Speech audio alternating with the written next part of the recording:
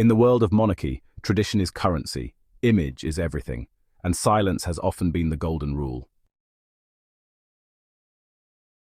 But in recent years, Prince Harry and Meghan Markle, now the Duke and Duchess of Sussex, have chosen a different path, one of radical transparency. And in the latest installment, dubbed the bonus round of the Sussex Diaries, NotoriousJTB delivers a blistering monologue that turns speculation into assertion, with the receipts to back it up. You asked for receipts. Remember We when printed Harry them said the in firm royal promised ink. they'd protect The Meghan? episode opens with a powerful promised truth, undiluted, and it delivers. This isn't another gossip-laden royal takedown. It's a methodical dismantling of carefully curated palace narratives, punctuated by hard evidence and public contradictions. At the center is the allegation that Meghan Markle, far from being protected as promised, was strategically sacrificed to the British press in a bid to uphold the image of the institution. One of the core themes here is differential treatment, a pattern that has become increasingly evident in the way the British royal family is covered by the media. The scrutiny and attention given to different members of the royal family often varies dramatically, and this has significant consequences for those involved. Meghan Markle, a biracial American woman who brought her own voice, experiences, and platform into the royal fold, found herself at the center of relentless tabloid scrutiny. The media's obsession with her every move led to a barrage of negative headlines, character assassination, and a constant invasion of her privacy. Her background and willingness to speak out made her a target for criticism that was both personal and persistent. Even the most mundane aspects of her life, like her fondness for avocado toast, were twisted into sensational stories. Headlines accused her of supporting foods linked to deforestation and human rights abuses, turning harmless choices into supposed scandals. She was also frequently labeled as too woke for royal life, with critics using the term to undermine her advocacy for social justice and progressive causes.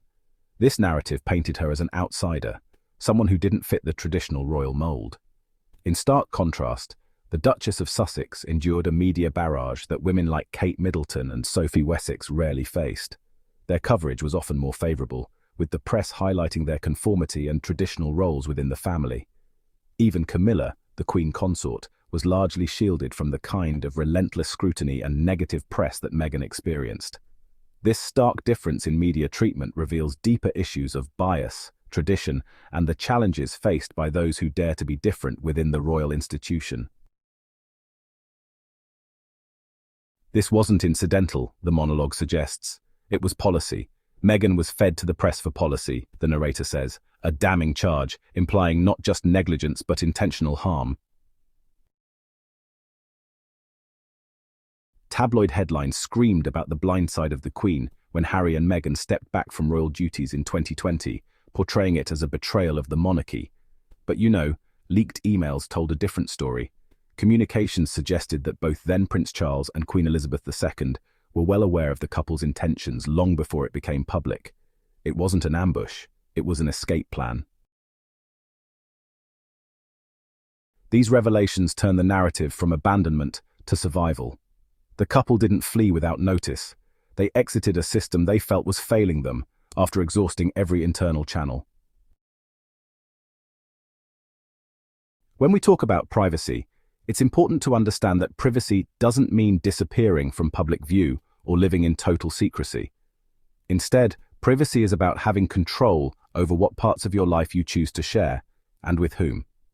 It's about the fundamental principle of consent, being able to decide when, how, and to what extent your personal information or story is made public. Just as closing a door signals a desire for personal space, so too does setting boundaries with the media. One of the most persistent criticisms levied against Harry and Meghan is the supposed hypocrisy of seeking privacy while remaining in the public eye through interviews, documentaries, and media deals. Critics argue that by speaking out, they forfeit their right to privacy. But this argument misses a crucial distinction. Choosing to share your story on your own terms is not the same as being relentlessly pursued or exposed without your consent. But this critique, the video argues, is fundamentally flawed. It confuses the act of voluntary disclosure with involuntary exposure. The right to privacy is not all or nothing. It's about autonomy and agency. It's a poignant reminder that everyone, regardless of status, has the right to tell their story on their own terms, to decide what to reveal and what to keep private. Sharing your truth should not mean surrendering all boundaries. The issue isn't exposure, it's autonomy. It's about having the freedom to make choices about your own narrative, rather than having it dictated by others. This segment also calls out the Royal Rota, the official press pool covering royal events, for its unique and often problematic relationship with the royal family. The Rota system grants select media outlets privileged access, but at a cost. The video accuses the Royal Rota of systematically violating the principle of consent, trading respectful boundaries for exclusive access, and in doing so, perpetuating a cycle where personal autonomy is routinely sacrificed for the sake of sensational headlines and public spectacle. Following the couple's bombshell 2021 Oprah interview, where they alleged racism within the royal family and a lack of institutional support, the palace issued a brief and carefully worded statement. Recollections may vary. That line became iconic, but also, symbolic of a broader institutional deflection. The monologue counters that line with chilling clarity. From racially charged headlines about Meghan to debates over Archie's skin tone, allegations the palace never squarely addressed, these were not media missteps or isolated incidents. According to the video, they were reflections of deeper systemic issues. In the wake of their departure, anonymous reports surfaced accusing Meghan of bullying palace staff.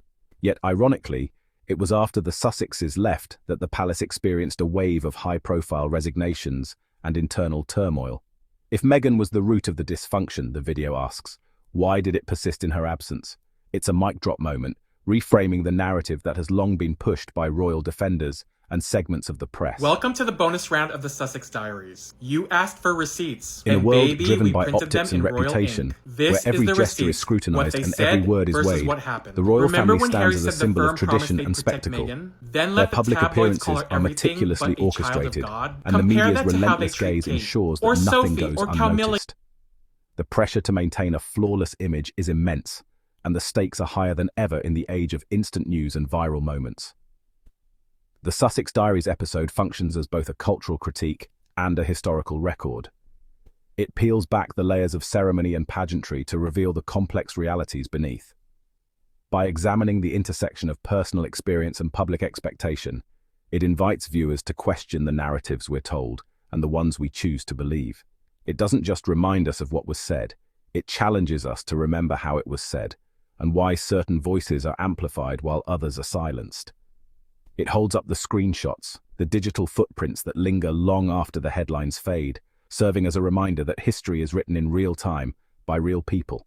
The articles, the emails, the correspondence, each piece of evidence is a thread in the tapestry of public perception, revealing the machinery behind the monarchy's carefully curated image, and the hypocrisies as living proof, contradictions that expose the gap between what is presented and what is true, forcing us to confront uncomfortable realities about power, privilege, and accountability.